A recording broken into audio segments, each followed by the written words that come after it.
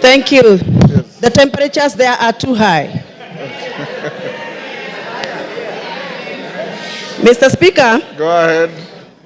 I rise to defend the Deputy President, Rigathi Gachagua, against what I am calling mob justice, a process that has not given him the right of reply, a process that has gone on, presented some fact charts to the villages, and disseminated information to the members of public without giving him the opportunity to defend himself. Hold your horses, Wamuchomba.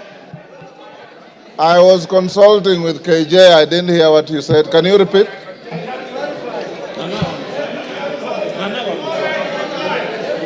Can you repeat what you said? I can't hear you, Mr. Speaker. Repeat what you said. I didn't hear. I was consulting with Honorable Member for Dagoretti. I have said I rise to defend the Deputy President, the Honorable Rigathi Gachagua, against a process that I feel, personally as my opinion, it is mob justice against the Deputy President, because he has not been given the right of reply before we went for public participation. That is what I've said. Honorable Wamuchomba. According to the standing order here. Honorable Wamuchomba, that is neither factual nor legal, because the Deputy President is appearing before this House at 5. So be factual. Mr. Speaker, yes. Please allow me to execute my point, and you can guide. Procedurally, Mr. Speaker, the fact sheets that were distributed in our constituencies had allegations that were read out to members of public as facts. So to me, the fact sheets that were distributed in our constituencies were fact sheets that were communicating facts. But from where I come from, Mr. Speaker, what was typed in those papers was not factual and needed to be interrogated. And I'm glad that the Deputy President is appearing in an hour's time here to come and clear the air. Mr. Speaker, before I defend and I give my submission, I request you to allow me to refer to the standing order number 91 on responsibility for statement of facts.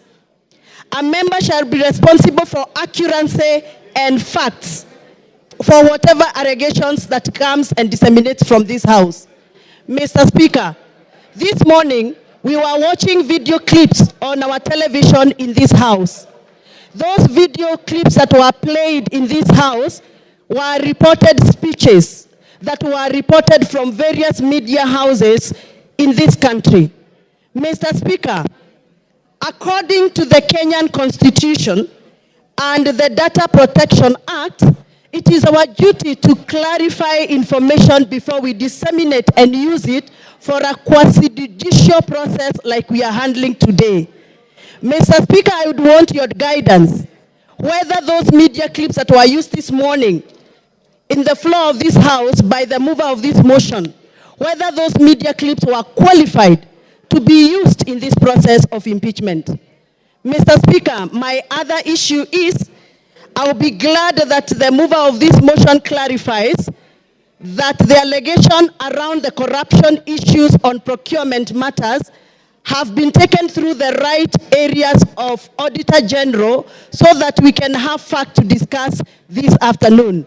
Otherwise, according to me, the allegations that have been tabled by the mover of these motions are mere mudslinging, they are hearsay, they are gossips, and they must stop. And Mr. Deputy President must continue working for this country with all the energy, with all the labor, and with all the love that he has had.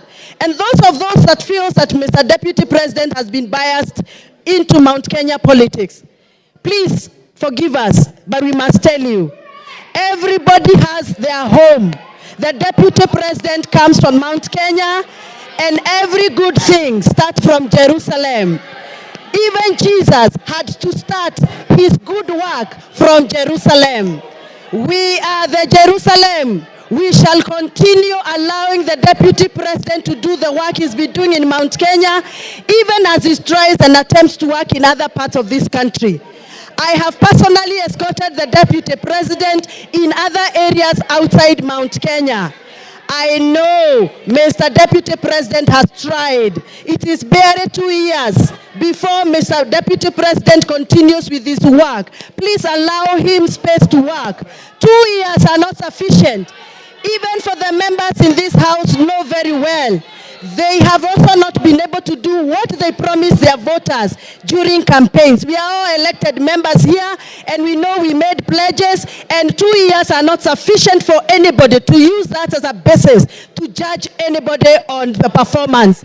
I support that the Deputy President be given the opportunity to serve this country, and those that are attacking the Deputy President for working on behalf of the Mount Kenya region, they must also accept that everybody has a village where they come from, everybody has a home where they come from, and every good thing starts from Jerusalem, just like Jesus Christ did. Asanteni sana, and I refuse. The Deputy President is going nowhere. He's going to stay here to serve us. To serve us as we gave him votes. Thank you very much. Thank you, Speaker. Thank you, Honorable Speaker, for giving me this opportunity to contribute to this very important motion.